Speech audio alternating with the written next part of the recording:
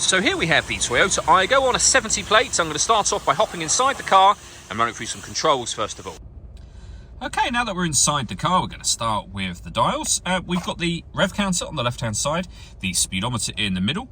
Within that, you can see the total miles of this car. They are 26,141. And we have the fuel gauge displayed there as well. You can change the information that's displayed up there by pressing the button that you see me pushing just now.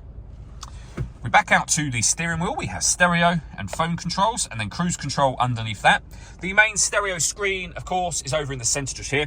So you can switch it on and adjust the volume with this dial. It all becomes touchscreen otherwise. So you've got your music options, FM, AM and DAB radio, as you can see.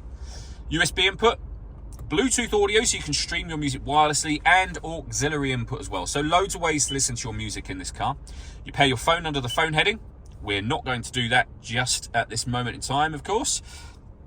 And then you've got the ability to connect up your phone for certain Toyota-friendly apps, including Apple CarPlay, Android Auto, for example.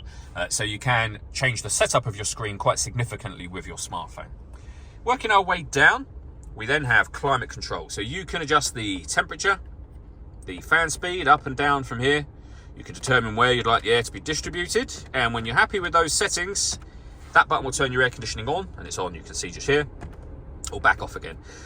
Whilst it's on, if you press the auto button, the car will now take control of the direction of the air and the fan speed to maintain the temperature that you've asked for.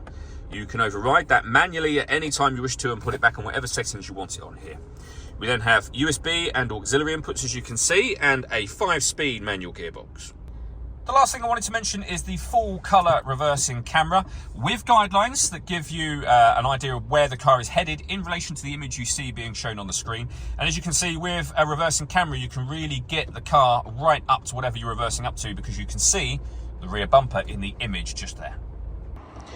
All that leaves me to say is thank you for taking the time to watch this video. If you'd like to come and see the car for yourself and have a test drive, please feel free to call either of our MJA sites. We'd love to hear from you soon.